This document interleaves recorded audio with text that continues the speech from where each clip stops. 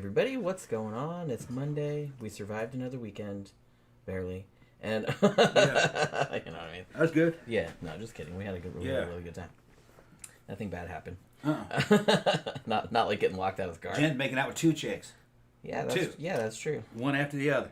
Two of my girls? Yeah, his girlfriends. Yeah, one of them running up to her. A good song comes up, they run up to her and making it. This shit's so fucking cute.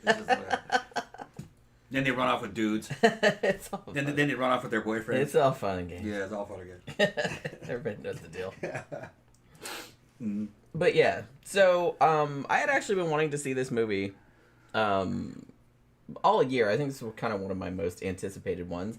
I remember, like, we reviewed 28 Days Later, obviously the original. Yeah. Which came out in 2002, whatever it was. I've also seen 28 Weeks Later, but I've only seen that one time, and I think that I saw it when it came out in the theater, which was 2007 or whatever that was. And I remember liking it, but I don't really remember that much about it. But the thing about it is I don't think you really need to have seen the second one to, like, get on board with this one. Like, you can pretty much figure out. I didn't see the second one. I think if you've seen the first one, yeah, which we have because we reviewed it, I think you can, like, pretty much figure out what's good. It's not like a, you know. I don't even think you have to see the first one because I don't remember much. I don't really remember. You might not have to. Like I said, it's as long as you know, like, the gist or the, you know, the kind of. It's a rage virus. Yeah, it's zombie movie. I mean, technically, it's not zombies because they're not undead. Like, they're alive. Yeah. They're people. They just are infected. Like, so they're sick. So, you know, so they're not, like, they haven't come back from the grave or anything. But it's the same kind of premise. But it's the same kind of thing. Apocalyptic shit. And they were even asking. Saw a couple clips of interviews with Danny Boyle, who's obviously the director of the first one and of this one, and Alex Garland, who wrote this one. And they were like, yeah, somebody does actually use the Z word in this movie. Somebody does call them zombies. And he said, you know, yeah, they're technically not zombies, but it's a zombie movie. He's like, I consider it a zombie movie. It has the same tropes and stuff like that. So, you know what I mean? So, I feel like this movie has actually made, you know, quite a lot of money. And they're doing another one, which is going to kind of carry on, like, as a part 2 from this. And it's coming out next month, and that's called The Bone Temple. And it's going to kind of pick up the story with, because I think, if you didn't know that, like, because the end of this is real weird. Like, there's the scene at the end, you're like, what the fuck? Like, what the fuck was that all about? It's because it's going to carry on, like, into the next movie, which is coming out in January. And that's how that's going to go. And I think Cillian Murphy, the actor from the first movie, is going to be in that one. He's not in this one, though. I know that there was kind of a thing, like, when the trailer came out, there was that one, like, real fucked up looking infected guy, and everybody thought it was him, because it did kind of look like him. It wasn't him, though. But he is going to be in the next one. But he's not in this one. So, I don't know. I feel like there was a lot of, opinions were very divided, I saw. Like, some horror fans were just kind of like, no. And then maybe half of them were just kind of like, wow, this was, like, really good. It's a weird movie for sure. I mean, it's, you know, it's Alex Garland and Danny Boyle, for Christ's sake. Like, all their movies are kind of weird, but it wasn't really what I was expecting. But I kind of dug that, though. It had, like, a lot of layers to it. You know what I mean? Me and Jen haven't talked about this, or we don't even know what we think of it. You know, I don't know what she thinks of it yet. I watched it, and I thought it was a perfectly serviceable movie. There's nothing wrong with it. It didn't piss me off. It's not bad. It's not overly fucking impressive, though, either. It's just okay. It's okay, you know. It's entertaining. That's the only way I can put it. It was entertaining. I think I have a lot more appreciation for it, too. Like, after I kind of thought about it more, and then after I watched a couple other people's, like, breakdown. Because I will note that this is a very British movie. So a lot of the references and stuff that they're making are, like, to British stuff, or, like, particularly British social mores and things like that. And I kind of feel like that maybe went... Because so this didn't even occur to me until today. So remember how I said... And I'm going to try not to, like, outright spoil anything, but you know how I do. So, you know, just warning if you don't want to know, like, what happens or anything like that. But at the very, very end of the movie, there's a scene which, like I said, people were just like really, really weird. It's literally the last scene where the kid, who's like the main character, whose name is Spike, he meets this essentially like a gang on the mainland, and they all have like different colored tracksuits on, and they all have like blonde hair and this crazy jewelry and everything. Like they look like chavs, kind of. Yeah. It did not occur to me, and like the main guy introduced himself as Jimmy. It's Jimmy Savile. They're all being Jimmy Savile. Okay, yeah. That's what that is. I'm not sure who that is. That's the guy, the pedo dude, yeah. That's hugely famous. Yeah. And the thing about it that's interesting is that they didn't find... I mean, Jimmy Savile was, like, obviously super, like, amazingly famous in the UK. But they didn't know about all the pedo shit until 2012. So in the timeline of this movie, like, because this is an alternate UK timeline, the outbreak happened in 2002. So they wouldn't have So known. they wouldn't have known about it, we're assuming. Yeah. So... Although people knew. Yeah, they did, but I'm just saying, like, it wasn't, like, widely known. Johnny Rotten fucking called him out on television that he knew what he was doing. I heard about him, naughty. There's what? You remember? Yeah. He goes, yeah, well, I know what he does. That's fucking funny. Yeah. That Johnny Rotten knew. Yeah. Because he had heard through his friends. Yeah, well, the like, street level knew. People knew, Yeah. but it's just kind of like, it wasn't, everybody didn't know. It wasn't, like, in the media or anything. Yeah. Like, it was just kind of whispered or rumors. I don't think that TV host believed him. It was just kind of like the... You think the TV host believed him? No, probably not. Well, I don't know. Maybe I don't know. But it was the same with Bill Cosby. Like, a lot of people knew him, like, behind closed doors, but, like, the media at large didn't know. Didn't know, yeah. So I thought that was kind of interesting because...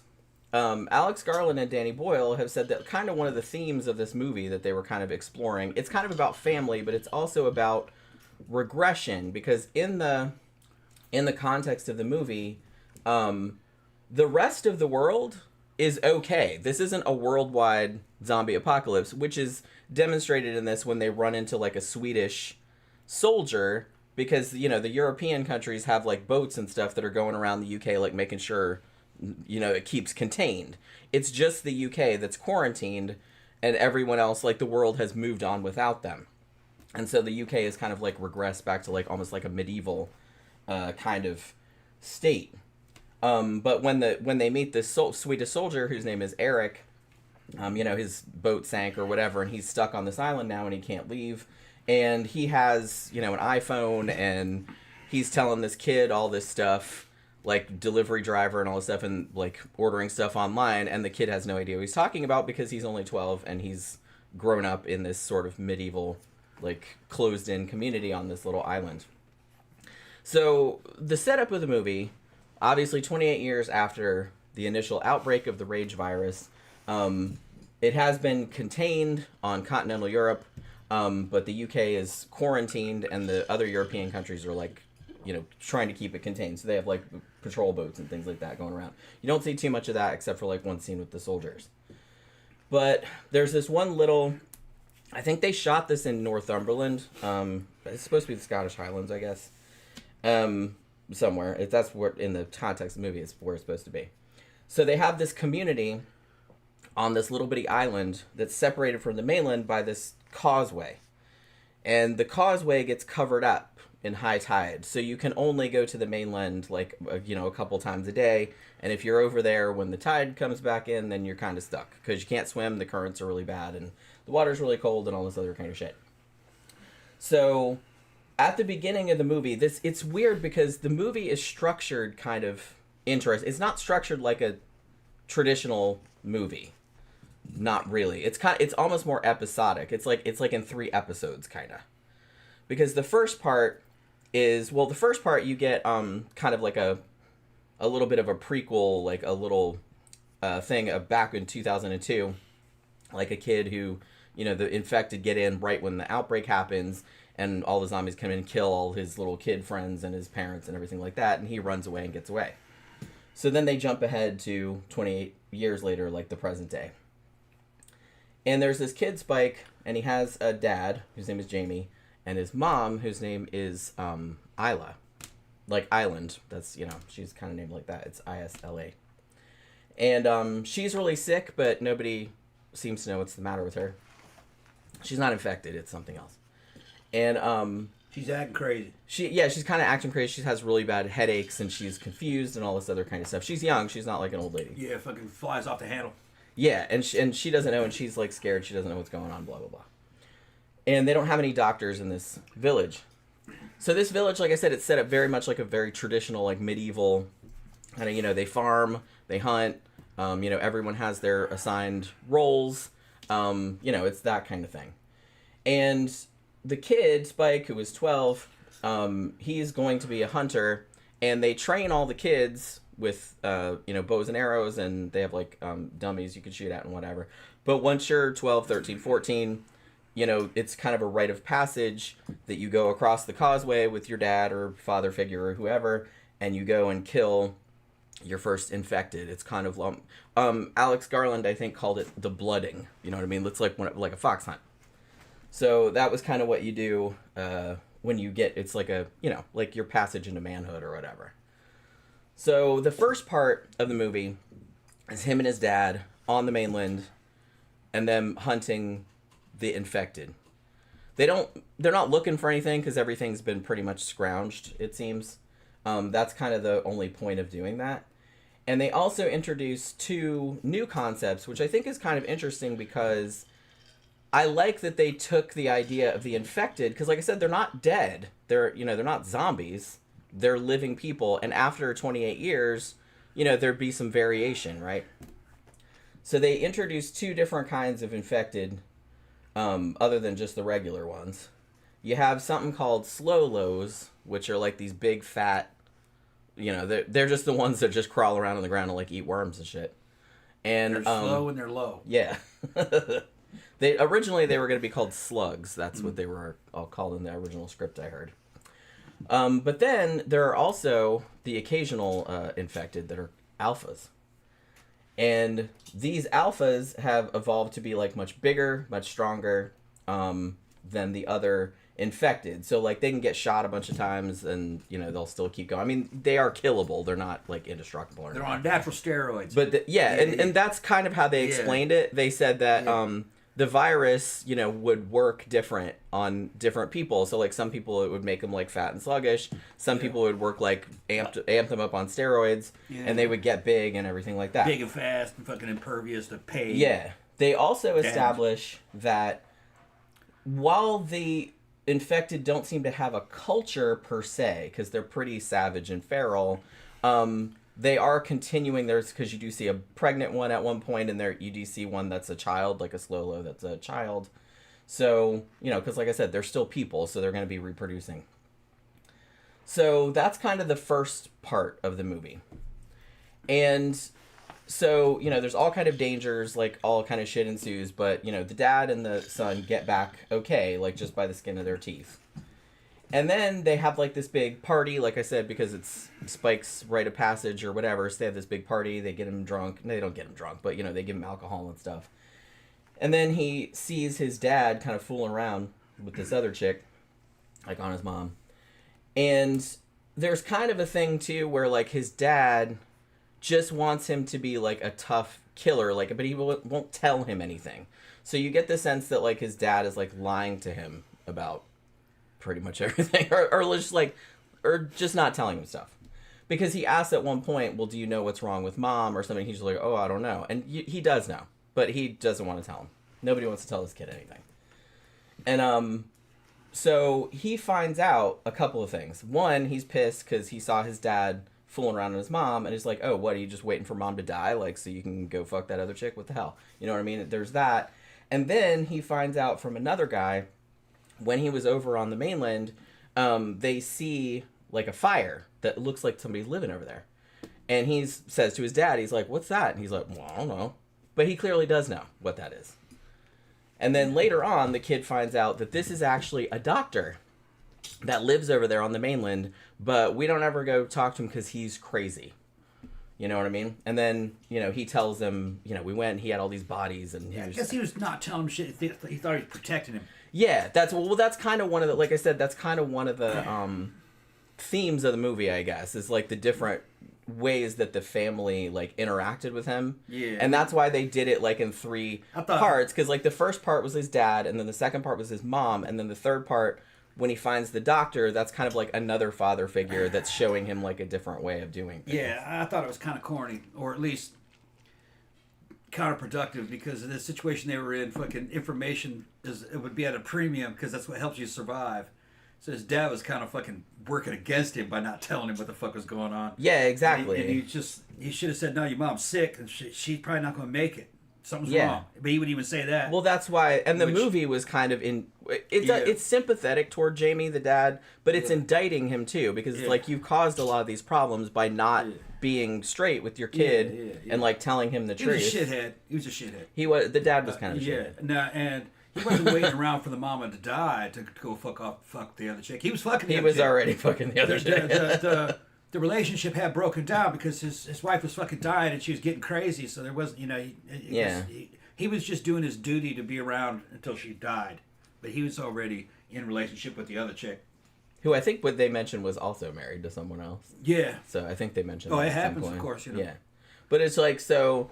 Like I said, the kid was mad about that, but I think he was more mad that he hadn't told him about the doctor, which made him think even worse. Like, look, you didn't even try. Like, you didn't even go try to find this doctor. Who cares if he's crazy? Like, maybe he can help Mom. We don't know what's wrong with her and all this other kind of shit. So the kid, what? I was going to say, the situation was different because they were in a high mortality type situation. People were dying. So the husband, the reason she was probably fooling around with the husband, that husband might have been weak. Yeah. He probably wasn't going to make it. It might have been something like that. So they were just getting ready to pair up. Those two, because we don't know. We never did see the husband, but he may have been. I think it was just mentioned like offhand. He may not have been a winner. Yeah, you know what I mean. So we don't really know what the situation was, because they were under survival pressure. Yeah, Even not telling the kid is exactly the opposite. What you do in a tribal situation where there's a bunch of survival pressure, you got to pass on all the information that you know. Well, yeah, but the thing about the dad, like I said, I think a lot of the theme of this movie too was about, kind of like looking back to like a golden era that didn't exist, because he pointed out that he's like a lot of stuff was in this movie. Like they were in this hall having the party, they still had like a picture of Queen Elizabeth there. They still had they were harkening back to like all this old kind of like all this old kind of stuff, like the glory of Britain, the like Battle of Agincourt. Yeah, back in the old days. Yeah. And then it's kind of telling too that when Jamie and Spike came back from the hunt, Spike did okay. Like he killed one, but he missed a whole bunch too.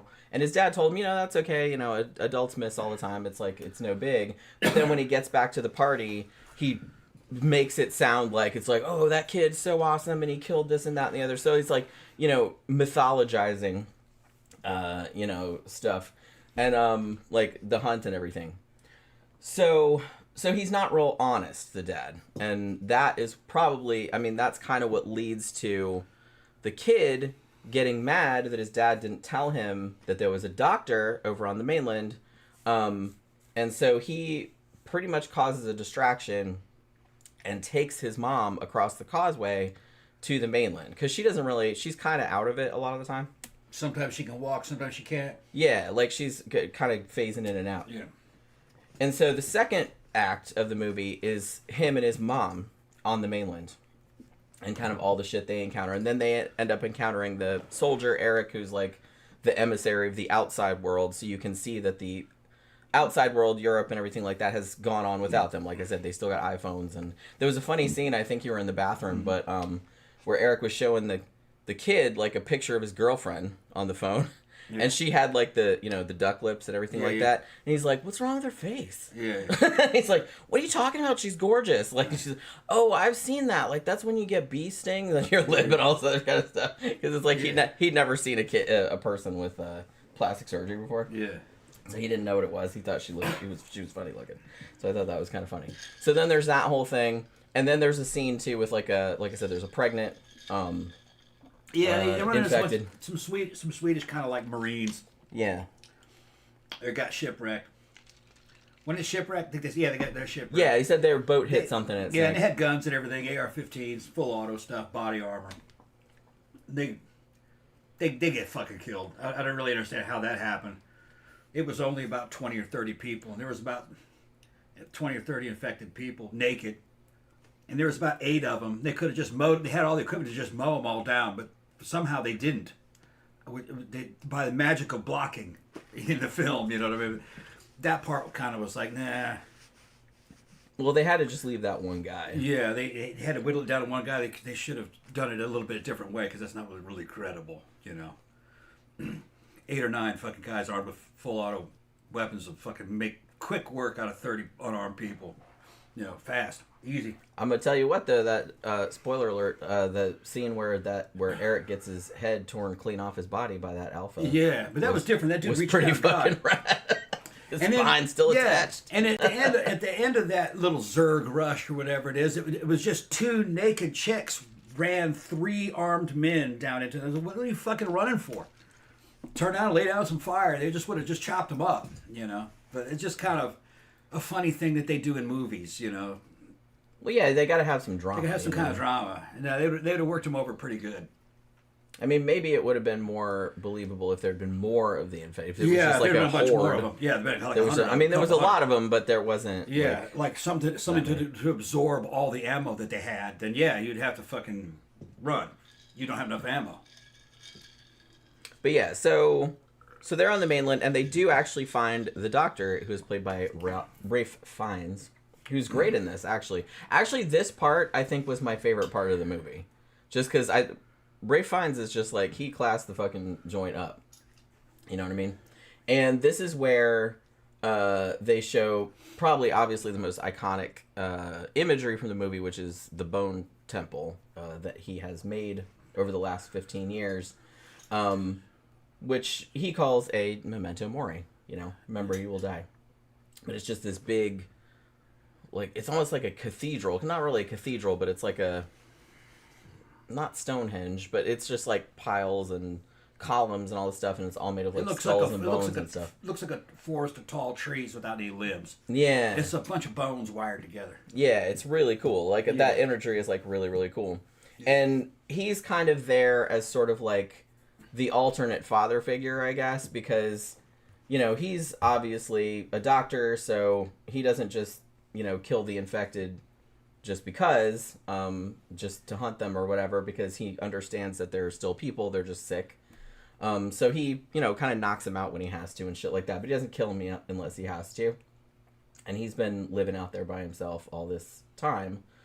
And, so, you know, like I said, I don't want to spoil too much about it, but, you know, they meet up with the mom and everything like that, and all of that happens. And then it's, they actually take the baby that one of the infected has, and the baby is not infected that they know of yet.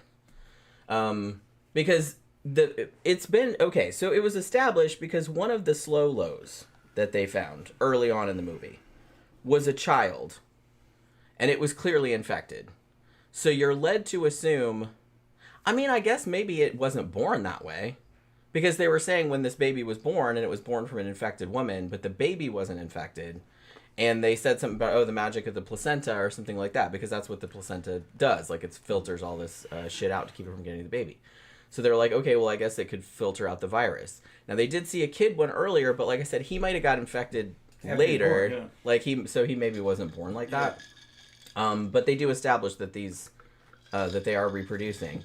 Zach said, still, I think it's so cool that this was shot on iPhones. Yes, it was. This was entirely shot. It was? With iPhones. Yes, it was. You couldn't tell. You would never. And actually, a lot of the shots in this are quite beautiful. Yeah. They shot it like really, really like panoramic, like really wide. Shoot a movie on iPhone. Fucking Hollywood's pissed off now. Well, I mean, if you saw like happen. The rig, it's not like they're just going around like that. You know what I mean? It's kind of a rig, and you can buy like all this fancy like lenses and shit for iPhones and stuff. But that you can shoot a movie on, so it looks like a real movie. But yeah, this was entirely shot with... Well, because that's the first one, 28 Days Later, was shot with, you know, kind of cheapish digital equipment. Also, to make it kind of look more found footage-y. And so they wanted to kind of continue that guerrilla filmmaking direction. I think even sometimes the actors, like, had the phones and, like, shot and stuff like that. But, I'm gonna say I can see why this movie was divisive, because it's kind of weird and it's like kind of like I said, it's got a lot of layered themes to it. I think maybe a lot of people just wanted kind of monster carnage. And there is a lot of gore in this. There's a lot of gore and a lot of violence and stuff, but it's not like wall to wall. It's actually a lot more philosophical. Like there's actually like kind of long stretches. It's almost kind of like trying to be a season of The Walking Dead in a way. Remember how in The Walking Dead, that season will have a couple different things. It's kind of like the thing about it is that, I mean, I love horror movies, and I love even ones that are just kind of dumb and bloody and gory and stuff. But if you're gonna have a series like this, because this is a third movie, and they're making a fourth one, I think they're making a fifth one too, but I'm not sure because the fourth one's coming out next month.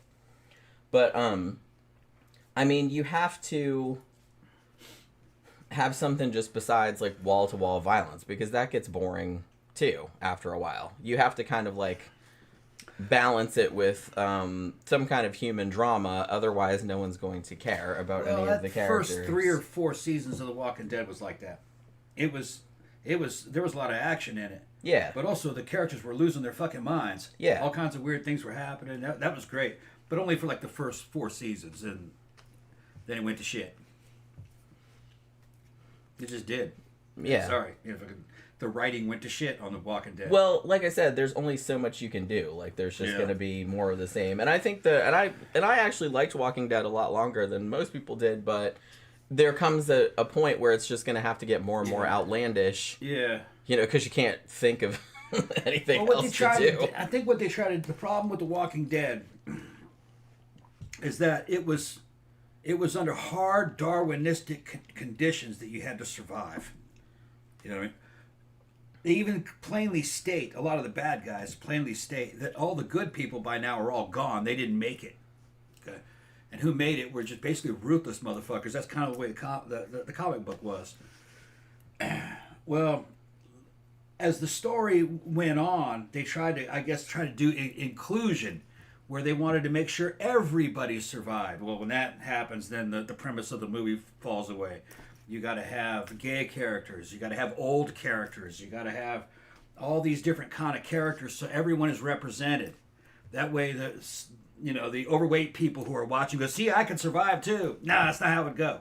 What you'd end up with is a bunch of biker gangs, fucking cartel members, ex-soldiers, and fucking ruthless convicts. And murderers and rapists. They wouldn't survive. So you'd probably not want to survive. Well, remember, a lot of people were committing suicide. You can't really blame them in that situation. Because the survivors, the human survivors, were basically the Mongol hordes. They couldn't trust each other. Remember, they'd run into another dude. Should we kill him or should we let him go? He'll go back to his people. It's like every time they meet new people, they're just kind of like, should we kill this person? Right. Yeah. Right. Which is good. That's good for drama. You know what I mean? And that's how it would be in real life. Yeah. David Brown says, how did the infected not starve to death? I'm pretty sure it was established that they do eat animals, and because there are not enough people around to hunt them, deer have populated the fuck out of the place. Because there's even a couple of scenes in the movie, there's like huge, vast like herds of deer. Nobody's eating them. Because no one's eating them. So so I'm assuming the infected are just eating those and eating people, like the remaining people that are around. I don't think they could get away with those from those infected people. You can't catch a deer by hand, not without traps. Yeah, I mean, and they couldn't make traps, so the infected couldn't eat them. Probably not. Well, they'd have to hunt in packs, I would imagine. Yeah, but the thing is that the only because they had alphas, so I'm assuming that means that they become like. But even that's still within human realms. A fucking deer can run fast, like 45. You'd never catch it, and they can fucking jump 12 feet. So you just can't catch them. Primitive man, or I won't call him primitive man, but just Neolithic or Stone Age man, are using, and Native Americans, they use traps or they use or bows, and they couldn't use bows and they couldn't use traps. You can't catch them by hand. I don't think they were using tools. No, you couldn't use. The infected weren't using tools at all. And to use a trap, you need teamwork. You got to dig big holes. You got to cover it up, and then you're going to need a team of people to chase it into the pit, because they didn't just wait for the animal to walk into it. They made barriers that would filter them into it, and they'd chase them down into there, and they'd fall into the pit, and you get them. You get it, and they didn't have spikes in the pit. They were just so deep they couldn't jump out. And they'd kill them in there and haul them out. Well, those infected couldn't do that, and they couldn't catch deer by hand. They couldn't kill a deer by hand, probably, because a deer will kill you. They're strong. Well, yeah. You know, if they can just kick you or gore you. David Brown also says, how did they still have ammo after 28 years of isolation? Well, you can make it. Yeah, one, you can make it, and two, the village they were living in, they used bows and arrows. It looked like some of them had like machetes and shit like that. They didn't have guns. It didn't look like. The soldiers had guns, but the soldiers came from Europe, and Europe was still operating as normal. So they had reverted to like medieval weaponry. They made arrows, and they taught everybody to use bows and arrows. And people think guns are bladed weapons and shit. People are believe that for some reason that making ammo is difficult. It's not. It's 1800s technology, and most of it's already done for you if you already have the shell casings, because that's a lot of the work is making that shell casing. There's a lot of extrusion involved, but the machines are out there. If you find the machines, you can extrude and make cases. Yeah. But if you have a bunch of cases, you can reload them by hand, and that shit's common throughout the United States. Guys reloading their own ammunition. And you don't need electricity to do it.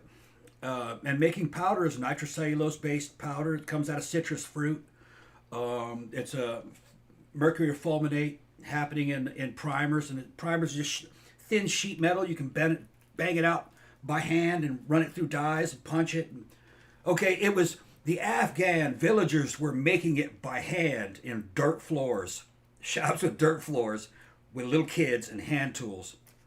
And if they could do it, then yeah, an educated person could do it. Then anybody could figure it. Anybody can do it, yeah. But like I said, in the context of this, the villagers in this one place, like on this island, it was like a medieval village. They were making arrows. That was mainly what they used, was bows and arrows. I think, like I said, I think they had bladed weapons and shit like that too, but they generally were not using guns. It didn't appear. Yeah. Which we were talking about that too, because one of the things that I liked about The Walking Dead was that I think Michonne had the right idea, like with the samurai sword. Cheap, light, easy to carry, never needs reloading. You don't have to do anything to it. And you can kill a bunch of them at once. You can kill shit when you're on the ground. Yeah. You can, and they don't have to be that. I mean, they have to get kind of close, but not that close. Like, you can get them from far away. After I talked about that, I went and checked with Grok. All right, and said what would be the best weapon for? Because here in the U.S. for a zombie apocalypse. Here in the U.S. you can get a combat-worthy samurai or katana that will is as good or better than what it'll just the take Japanese an arm have. They're only about $300 for a real good one, and it's not a wall hanger, not a ceremonial store, an actual combat worthy katana. You can get them between $300 and $600. So I said, if you were in an apocalyptic type situation and didn't have any ammunition, what would be the best bladed weapon for, say, like home defense? What, a cutlass maybe, or a katana, short katana? And Grok came back and said, yeah, the cutlass is pretty good because it was meant for inside ships, back in the 1700s. But they said, but why would you go through all that problem when most people agree on the forums that for $35 you can go on Amazon and get the cold steel combat machete? Yeah. And they said, and I looked at what it was looking at. I go, oh yeah, you could do that. And it was like $35. See? And they said that guys own that. And what they a use bargain. it. You can cut down stuff. We chopping through forest. Multi-use. You can sharpen it, and they said when it's sharpened, it'll take a human limb right off in a single blow. Yep. It'll decapitate a person, and it's short. So, you can carry it and a firearm at the same time. I mean, it'd probably be good to have guns, too, just like in case a zombie horde comes at you, so you can shoot a bunch of them from far away. Yeah. But I think when you're out and about, I think probably just a bladed weapon. Well, if there's just one of them staggering, you don't want to waste ammo. Right, exactly. Run at them and take a leg out underneath it and then fucking chop the head off. Like I said, I feel like guns would only be useful like if there was a horde coming at you. Yeah, or against other humans. Or other humans, yeah. That's what I mean, a horde of anything, guns, of zombies or whatever. Like, yeah, you need it for that, you know, because you like lay down the fire and everything like that. But like I said, most of the time, I think you would probably be okay with a machete or with a samurai sword. Yeah, Grok recommended a cold steel combat machete or a cold steel brand kukuri, that damn Asian thing, curved. It's kind of like a cross between an axe and a short sword and a machete. And it said that kukuri is good.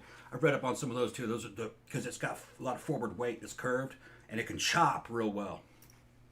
Because you could use it for other things, not just killing zombies. You could they cut cane with it. Yeah, there you go. So you could use it to multi-purpose. Yeah, it's multi-purpose. And you would need shit like that. Yeah, you just need a fucking machete and a bicycle, and you're all set. Yeah, machete, bicycle. No, seriously. Bicycle's better than a horse because you know how to feed it. Yep. And it's quiet, and it always obeys. Yep. A horse will disobey. I've been riding them and my they're whole cheap life. to fix. Yeah. The bicycle was the mechanical replacement for the horse in the 1800s. Yeah. And they put a motor in it. It became a motorcycle. But yeah, that's what I always said. In case there's ever a zombie apocalypse. Bicycle. Dirt bike.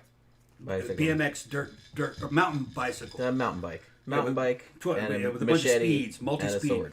Yeah. I'd be all set. And some cans of pudding. And a bow. Bow would probably be good. Like I said, it really did seem like in this movie the bow and arrow was kind of like the weapon of choice. Yeah. Which maybe like, I mean, it's pretty effective because they also had like, you know, flaming arrows and stuff like that they could shoot from because they had built like fortifications like out by the causeway. So like if in case like one of the zombies, one of the infected, like came across the causeway, which one of them did at one point, then they can get them from far away. My bow is a vintage bow. It's from the mid 80s. It's a high country. It was pretty much top of the line for the 80s. Now it's old school, all right, the Rambo type. An 80-pound pull, which was a lot back then. And what you see in the movies of them fucking shooting an arrow and it sticking into something and into a man and it kills. No, those arrows will go through 3 or 4 men. It goes right through, bam, and you never find the arrow. It hits the ground and goes underneath the grass and travels along the dirt, between the dirt and the grass. You never find it. And I wasn't using field points. I was using broadheads. You know, it's like 4 razor blades with a poison pod behind it. It's like a hole that goes through the shaft of the arrow with like a condom rolled over it. And as it goes through the deer, it rolls it back and it allows that poison to go in there. There's no chance of survival. They die in minutes, even if it's a non-lethal hit. And it was in those days, you know, in the 80s and the 90s when I was bow hunting, it was illegal in the state of Mississippi to hunt without poison pod because they didn't want wounded deer walking around. If you hit the deer, it killed it because of that pod. Which that was the humane way. Well, yeah, because you don't want. You didn't want a fucking deer walking around the rest of its life with a fucking arrow sticking out. Well, no, it always goes straight through them.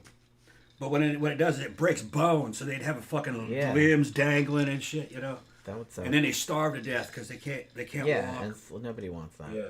Well, like I said, in this movie, obviously they didn't have compound bows really, but it's just kind of like because it looked like they'd made their own recurve bows. Yeah. But they did specifically say because they did kind of show the arrows like close up. They looked like pretty decent looking arrows. But they also said that like when you're killing the infected, you have to get them like pretty much right in the neck or like right in the heart because if you just get them in the body or something like that, like it takes a few like to kill them. Yeah. And then the alpha, it took like a bunch, and then they had to have like flames and stuff. David Brown said, "You guys need to review the Omega Man." We did. Already did. One of my favorite movies. Time ago. Actually, that was maybe one of the first reviews we did, like probably back in 2016 or 2017, because that's one of Tom's favorite movies. And I think we've also reviewed the Vincent Price version of that, Last Man on Earth, which is actually my favorite adaptation of I Am Legend. I don't think we ever reviewed the Will Smith I Am Legend because I hated it. But they changed too much from the book. Ben says you could get something else. He says you could get them outside. There's swords and stuff. Yeah. All right, I didn't know. Yeah. I don't think the UK you can even get a knife, can you? Or did you need like a special license for a knife? I remember some Europeans were freaking out because they were in Walmart, and in Walmart they were selling buck knives, and just hunting knives in Walmart. They thought that was a big deal. I don't know. Then he went over there and fucking saw if they were selling shotguns. I didn't remember like not seeing knives in stores over there, but it's been a long time. Next Dimension Media said, I watched a video, someone did their math. Zombies would completely take over after about 3 years. No living humans. Well, the thing would... That's what I was thinking. In a way, yeah, any kind of... And especially something like I said, they're not zombies in this movie technically because they're not reanimated dead. They're just people with a virus. But the rage virus, as demonstrated in the first movie, this virus is like super contagious, and it's super fast acting. Like as soon as you get blood in your mouth or your eyes or whatever, like it instantly like takes hold. And I feel like if that was the case, yeah, I don't even know. I mean, yeah, there'd probably be pockets of people left here and there. But that would be something that you wouldn't. But like we've said before, of all the horror movie monsters, the scariest one to me would be the Thing, because couldn't stop it. There's no way you could stop that. No, and it would be very, very quick. David's saying that flamethrowers would be cool. No, flamethrowers suck. They don't last very long. Yeah, and you constantly need to refill them. It's the worst. It's impractical. It's not a weapon. You know, they were issued to the Marines during the island fighting, but it was more like a demolition device. Those guys were kept in the rear until they kind of surrounded a pillbox or a fighting fortification, and they'd fight the guy up to the fucking pillbox, and he'd disperse the flaming napalm basically into the opening of a tunnel system and burn them out. They mostly use it for like deforestation and shit like that. Like if you can get them in the U.S., they're not a weapon. You can own them. You can own them. It's not that hard to get one here. You don't need a license for it. It's a but like I said, design. They don't. Yeah. It's not like in the movies where they're just like whoosh. Yeah, like they're. It's pretty much like a burst, and then it's like, well, shit, it's empty. The World War II one, I think it only had 6. It was a revolver with magnesium cartridges in there that it uses as an igniter. It's not like in the movies where there's a fire burning on the end. The military would never allow that because that would just give your position away. And yeah, that's a little dangerous. It used a revolver, and every time you shot it, it would roll over and pow, set that magnesium off and release the burning fuel at the same time, and it would light it. It looks cooler in a movie. Yeah, and it would sit there and dispense it until you let that trigger off. And the next time you had to do it, it would fire off another cartridge and light it. But it was only about 6 seconds worth of fuel. It's not much. Not like in a movie where they're just like mowing down like a big... and it's like 60 pounds. It doesn't work like that. It's like 60 pounds on your back. Yeah. And in 6 seconds, it now goes down to about 15 pounds. It just get real light because it just burns it all up quickly. But like I said, it's not really a weapon. It's a destructive device. It's a demolition device to burn a building down or to burn some guys out of a hole. They're down into a tunnel system. You burn all the oxygen out of it and kills them.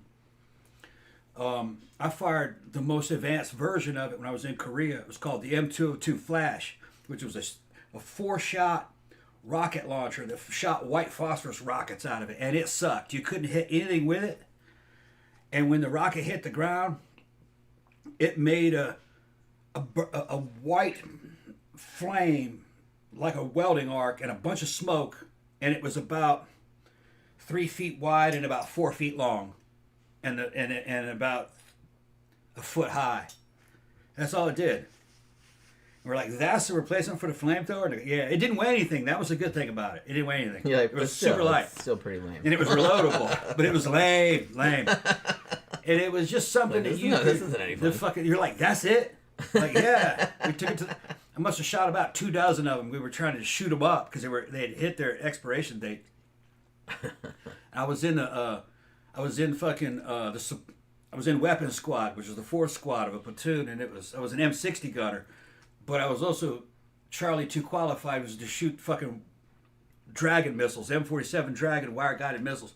So they sent me to the rocket range that day because they had a bunch of shit to shoot up, me and all the other rocketeer guys. But we didn't shoot any fucking dragons that day. It was a shit ton of law rockets and a shit ton of those M202 Flash.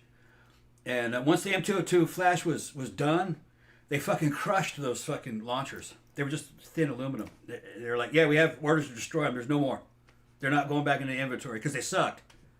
They sucked, and if the rockets sat around too long, there was a danger that they would catch on fire. So you couldn't keep it in storage. That was the end of the M202 Flash. But it sucked. Nothing's ever as cool as it looks in the movies. You want something that's even better than a flamethrower? Go down there and get you fucking one of those electric leaf blower. Get your electric leaf blower.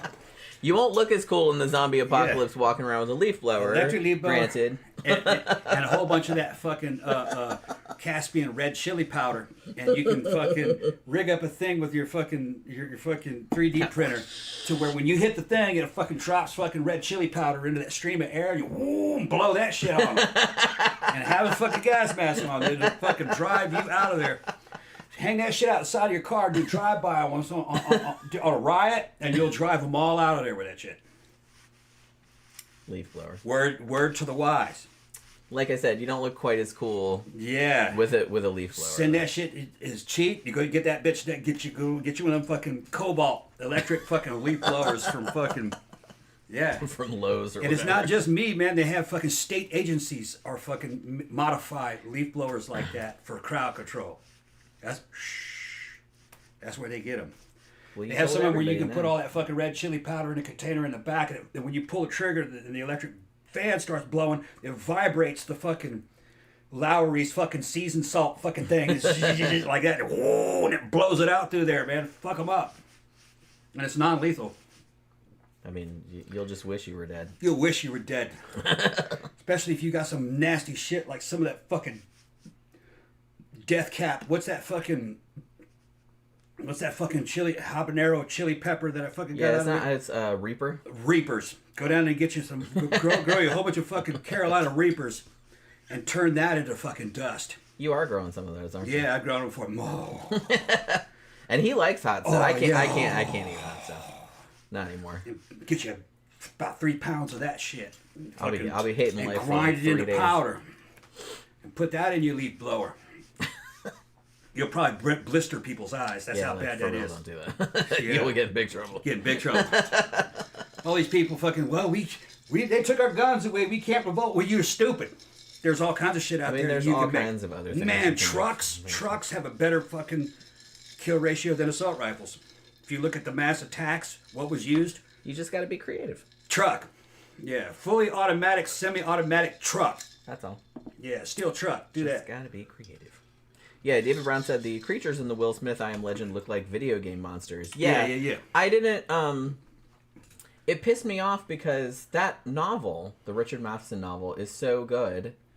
And none of the movies, even Omega Man, which is great, didn't really get the theme of the book, I feel. The Vincent Price one was the closest.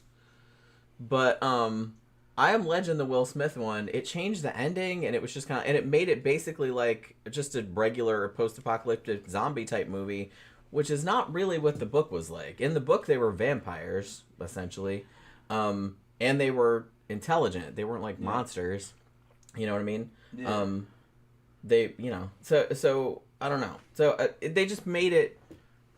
They took something that was like an original story and just made it like all the other ones. That's why I didn't like it. I thought it was stupid. But David's asking about the flamethrower from the thing. Was that deceptive? Yeah, it's deceptive. That's not a combat flamethrower. That was some kind of civilian flamethrower. Like they have those too. Something you would use to start fires, brush fires, to burn down, do controlled burns. Yeah, that's what they would mostly use them for. Like that kind of anything that has a flame burning on the end of it. As an igniter, like you saw at Aliens, the little flame units that they were using. Bullshit. Yeah. A military would never want anything that has a lit flame out there when it's not in use. That's some civilian bullshit. And when Ripley's pulling the trigger, the flame goes out, and then when she lets go, it just all dissipates. No, that's not what they want. They want a stream of sticky, burning jelly. Napalm. So when it hits, it sticks to things, continues to burn. And if it hits on a person, it sticks on them. It continues to burn, and they run, trailing that shit with them. Yeah. Taking the flame with them, spreading it to other people. You know. What you're seeing out of Aliens and what you saw out of the thing is not jellified fuel that's burning. You're seeing it's some kind of an aerosol gas, like propane, something like that. It's totally consumed, just and it vanishes. Now they want something sticking on the ground, burning. Hey, there was a scene. Start a fire. There was a scene like that in 28 Years Later too. Except it was benzene though. There used to be some really good World War II actual combat footage of them using flamethrowers on Japanese. You probably can't find it anymore. They're fucking burning them, and they're coming running out the back on fire. Yikes. While the Marines were machine gunning them as they were coming out in the back, and they're hitting the ground, burning, and fucking. They're trying to roll while they're being shot, and they're fucking all that damn napalm sticking. They're leaving big burning trails behind them. Shit was nasty. Yeah, that's horrible. And then they totally inhumane. Totally inhumane. A tad. And fucking, I've seen interviews with guys that were like highly decorated master flamethrower dudes that the team would get him up there, and he was talking about the time he fucking stuck it in through the fucking fighting position and let it all in there, let the whole dose go in there, and then after he went in there, he says they were in there all just cooked up like bacon. That's what he said. So they'd be standing there frozen on their weapons, just cooked. Because the shit was fucking hot. Instant death. Because it was an enclosed area. I hope it was instant death for their sake. He said they were sitting there still. Hands fucking on their weapons. Yikes. So it just flash fried them. Imagine that. Yeah, that's horrible. Ooh. Tammy says, need to be riding an elephant while shooting a machine gun. Come and get it, zombies. Right? Seriously. Yeah. David Brown said, I first read I Am Legend because of the Omega Man tie-in edition. It's one of my favorite novels of all time. Yeah, I mean, Richard Matheson is easily one of my favorite. Omega Man is one of my favorite movies. Yeah.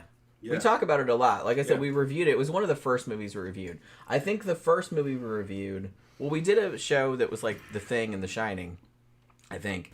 And then the first one, it was either the Omega Man or maybe it was Logan's Run. Or maybe it was Legend of Hell House. What I liked about Omega Man is that the mutants spoke. Yeah, that was the most they do in the book, too. They spoke, and it was the dichotomy of a fucking... He's the ultimate... white fucking upper echelon officer. He's a bioweaponist. He's making bioweapons, and it's his bioweapon that's gotten out. He's the ultimate in killer ape, basically. Man, he's science and death. And what the fucking the accusations that the mutants had against him were accurate. He and his kind did destroy the Earth. But then they were using like Marxist rhetoric and fucking, they were like something out of damn Antifa or Extinction Rebellion. And it was just like, yeah. And he's like the last one and they're trying to wipe him out. But he's got a technological advantage. I just thought that was a cool element. Well, he's the last of his kind. Yeah. And he's the monster now. Yeah, the point of the novel is that he is... still trying to like hang on to a world that doesn't exist anymore. He's up there in his honky paradise. He's got all the damn. He's got like fucking, the world has left him behind. He didn't get the memo. But he's got all his. But he's a monster now because he's going around killing people in their sleep and shit like that. Yeah, because he's still trying to maintain what was normal for him, even though that's not normal. He's got his fucking MK. He's got an MK760 fucking submachine gun. He's got an MP40. He's got a fucking BAR with fucking the vampire system, which was the active infrared night scopes on it. He had all this high-tech shit. Cameras in his lair. He had his own energy production. He had a Browning M250 on the roof. And he was living in his house. That was his house. He wasn't giving it up. He has Caesar with him. He had all this shit. Yeah. It was kind of a cool concept. He was just in his cocoon. Yeah. Yeah. Well, like I said, it was kind of like hanging on to something, like the remnants of something that was not. Yeah. And he was mad they were burned down all the libraries. Like anybody was going to read those libraries. He was the last man. Yeah. Yeah, it's like no one's going to read them. It's just kind of like... Well, that's why that book is so fucking great. Why it's been adapted so many times is because it really kind of gets into a lot of like heavy themes like that. I saw somebody they were making... custom dolls, and they made like a G.I. Joe doll of Neville in that fucking flight suit with his outfit and the MK760, and they 3D printed Charlton Heston's face that you could put on there. I was like, man, I want that doll, but you had to make it. It's not for sale. I've thought about doing that. Like, I want to get... Because my brother got a 3D printer. And I might ask him, like, what's a good one to get. Because I know they're not that expensive nowadays. And it's, like... That would be really cool to, like, get into doing, like, custom figures and shit. Yeah, making custom figures. I mean, you can... There's rules about copyright and, like, how you can sell them and shit like that. But it might be, like, an interesting thing to get into. You know, that'd be kind of fun. Yeah, David Brown said, I won Heston's Omega Man script in a charity auction back in 2001. Oh shit! Holy shit! You got the fucking script. Cool. Do you it's mind, the original? Do you mind like saying how much you paid for it, or? Yeah. Because I'm kind of curious. You don't have to tell me if you don't want to. But yeah. Well, like I said, personally, like I like the Vincent Price one, even though it was like very cheaply made. When was that? 64. Last Man on Earth. It's the closest to the book. It's still not exactly like the book, but it's closer to the book than the other ones.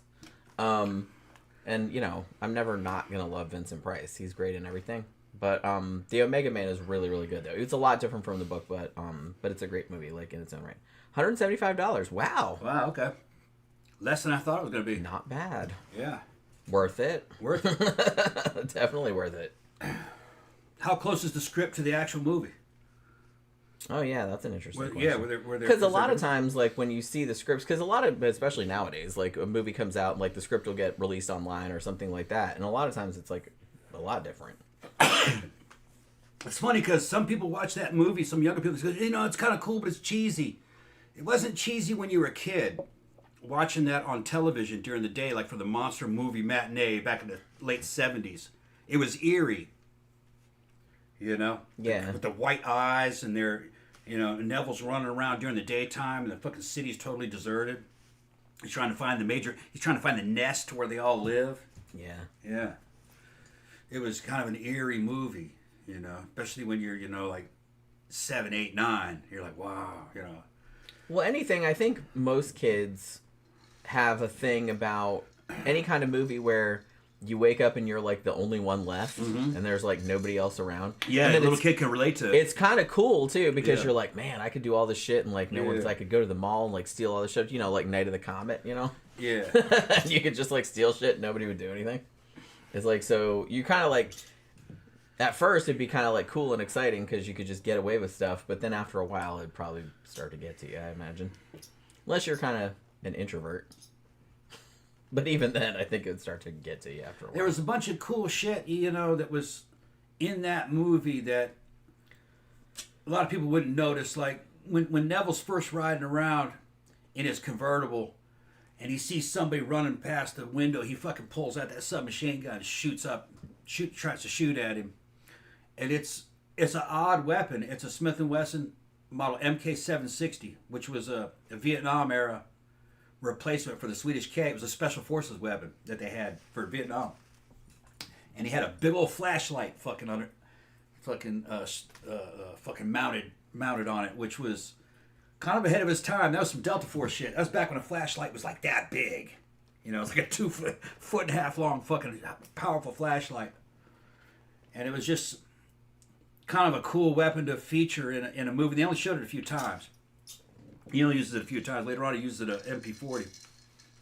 But it was just kind of cool to see that kind of period accurate. That would have been like a really high speed American weapon in the day that movie was made. David says there's 2 scenes that did not make the final film, but mostly the same. So nobody really improvised, it seems. Oh, yeah. Like I said, I guess it depends on the director and everything like that. That was one of Heston's better movies. I think so too. Yeah, I liked it. He liked it. I remembered liking Soylent Green, but then when I rewatched it recently, yeah, it's not as good. I didn't like it as much. No, but evidently Heston he liked Omega Man. But Omega Man still absolutely holds up. I really like that. We watch that probably like once every year or once every couple every couple of years we watch it. We rewatch it. Because it's just, I've seen it like probably 50 times at this point. You know what I mean? But it's great. It's a great movie. Yeah. Oh, I remember when we were watching this movie and you were asking about that recording of the... I thought it sounded familiar. It's a poem by Rudyard Kipling, the same guy that wrote The Jungle Book. Okay. And it's called Boots. And that particular recording was actually from 1915. Okay. It was an American actor like reciting it. And it's kind of about, I think the original poem I think was about the Boer War in South Africa. And it was just kind of getting into like the monotony of war, like the marching boots and all that other kind of stuff. So I thought it was kind of interesting. They used it in the trailer too, like the first trailer. And they use it like pretty extensively in the film, like mixing in like, you know, World War I footage, World War II footage, you know, movies like with medieval kind of you know, British stuff, knights and everything. And so I thought that was kind of an interesting choice. Like I said, it's kind of a strange movie, but having thought about it some and having like watched some other breakdowns of it, I was kind of like, I kind of get all the shit they were going for now. You know what I mean? Yeah. And maybe it's not as obvious to an American, maybe. I think so. Maybe that's what it is. Because, like I said, this is a very super British movie. Yeah. But yeah, if you liked it, if we already have a review for Omega Man Up, though, man, you like. I mean, it's very old, we're not on camera because up until a few years ago, we just did slideshows, like we just did audio and slideshows. Yeah, I think it was a slideshow. It was, yeah. Like all of them were up until I don't even remember what year we started doing. And our microphone might not have been that good during that time. Yeah, so it's probably like shitty sound and everything like that because it's like I said, it's old. I'm sure it's 2016 or 2017 is when we reviewed that. Yeah. You know what I mean? He talked about a couple of scenes that were on the script. Oh, he said there's a scene where the little girl rides her bike to Neville's place to leave an offering. And there's a scene where Lisa encounters a family member, a female with a dead baby. Yeah. Hey, I wonder why they left that out. Probably time. Yeah, I guess. Was Lisa black in the script, or was that added? Because that was a cool idea. Yeah. Because she was kind of like a black nationalist, kind of like a Black Panther. Yeah. And then he was an ex-military guy. He was like the man. But it didn't matter anymore. All that shit was gone. Yeah, I kind of liked that angle. Yeah. I'd like to think that that was intentional, but it could have been a situation like, for example, Night of the Living Dead, the George Romero the original from 1968, where the main actor who played Ben, not necessarily written as a black man, but the actor that they knew that guy like from Philly or whatever, and or Pittsburgh or wherever they're from.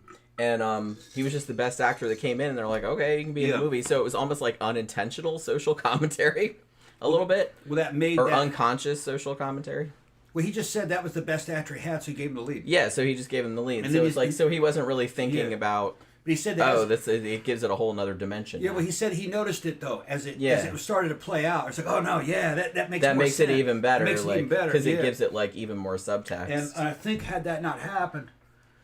Had he not used that guy, that movie might have been forgotten because what ended up happening is they didn't do the licensing right on it, so it was in domain. Any theater could play that any time. Yeah. They didn't have to pay for it. It's still in the public domain. It's in the public domain. So what ended up happening, because it had a black lead in the hood, they would play that shit fucking all the time in the midnight theater, and a whole generation of young black kids grew up watching that fucking movie. And there's a scene where the black dude was right. Yeah. He even fucking beat up a white dude who was an asshole. Yeah. And he saved the white girl. He did all kinds of shit. He was the hero. Yeah. Even though she got killed. Which he didn't really see. Well, pretty much everybody got killed. They all got killed. It's a zombie movie. But, there's actually a great documentary on Shudder called Horror Noir. I think it's still on there. And it's the history of black horror. And a lot of them like talk about this being their first experience with seeing a horror movie with a black lead. Yeah. And it was like a big, huge fucking deal. Yeah, the old school hood kept that movie alive for a long time. Yeah. And then it went back into the white consciousness. They're like, yeah, because they could play it on TV. Yeah. So really, black people jump-started that movie. They kept that movie alive for years. Yeah, to a large extent. It became a thing. And it kind of picked up a lot of momentum. Yeah. She was black in the screenplay. The screenwriter decided to make it. Yeah. Because, like I said, that adds like a whole other... Yeah, it makes the movie a lot better. ...kind of dimension to it. Because, like you said, it shows that, like, the old order has, like, fallen away. It doesn't matter anymore. It's, like, another thing, like, saying that. And they're getting it on. Yeah. She's trying to get pregnant. Yeah. As you do. Doesn't work out so much in the end. But like I said, it's kind of like... We hadn't seen a woman forever, and remember he was in there shopping, and she was pretending to be a mannequin? Yeah. And then she ran off, and he thought he hallucinated it. Yeah. Yeah. Which I guess you probably would after, Yeah. after a while. You'd start to go a little... The phone is not ringing! The phone is not ringing! That's fucking great, man. It scared the shit out of me when I was a kid. He's going crazy. Is the phone ringing? Did the phone really ring? No, it couldn't have rung. He thought he'd hear all the phones in the whole city ringing at once, and it would fucking drive him crazy. Yeah, that's right. Yeah, and then he starts screaming, the phone is not ringing! The phones are not ringing! And it would go away. I always kind of wonder stuff like that. I'm like, I wonder if I was the sole survivor of a zombie apocalypse, not likely, I'm saying, but it's like, if, Yeah. how long would it take me to lose my mind, do you think? Yeah, I kind of feel like I'd hang in there for a long time, but maybe I'm flattering myself. I don't know. He just wrapped that shit up by saying there is no phone. Yeah. Because there was no phone anymore. Damn. There is no phone! Cheston, going Wasn't that a crazy. meme or something? But where was phone? I'm going to make that a meme. There is no phone. I don't know. Especially for Gen Z. They don't answer phones. There is no phone. I don't answer my... I'm Gen X and I don't answer my fucking phone either. Fuck phone. Don't you fucking call me. I'm not answering that shit. You know what I mean? Mm-hmm. It's 21st century. Send me a text or send me a fucking email. Come on now. I'm not answering the phone. I don't want to talk to you. Well, let's go ahead and shut it down. All right. So we are going to shut it down for this evening. Hopefully you guys enjoyed this review. Like I said, I know this movie was... It seemed like it was fairly divisive, but it made a lot of money, and they're, making another one. I don't know. I dug it, but, if you didn't, that's okay too. That's fine. Like I said, I'm still working on... I'm really, really gonna try and do a top 20. Maybe it might be top 15. I'm not really sure. Before the end of the year, so I'm seeing new movies and I'm trying to get everything kind of squared away. We'll see how it goes. But I did watch a Christmas horror movie, and I'm gonna try and get a review of that put up this week if I have time. It's already kind of the notes and stuff are all done. I just haven't recorded it and edited it yet. So maybe Thursday, Friday, we'll see how that goes if I have time, like I said. And for the Wednesday night show, we're going to do... This should be fun. It's not true crime, but we're doing Isaac Newton and his experiments with alchemy. Okay, yeah. Which I actually read a book about a long time ago, and it's actually pretty interesting because, world's greatest scientist and all that, but he was all on board with the alchemy thing. Which, I guess a lot of scientists were at the time. It wasn't considered. They thought it was a science. They actually did think it was a science. Yeah. Silly scientists. But yeah, you know what I mean? So that's... And actually, it's kind of apropos because Isaac Newton was born on Christmas. His birthday's on Christmas Day, I think. But, I know Christmas Eve is the following show, which will be a whole other poll. But that's what we're going to do. It won by quite a large margin. So it should be really interesting. Isaac Newton was an interesting guy. So we're going to talk about that and alchemy and all that kind of fun stuff. So hopefully you guys can join us for that. Thank you very much for hanging out with us this evening. Thank you for your super chats and all of the discussion. And have a good day tomorrow. And we will see you guys again on Wednesday night. Good night.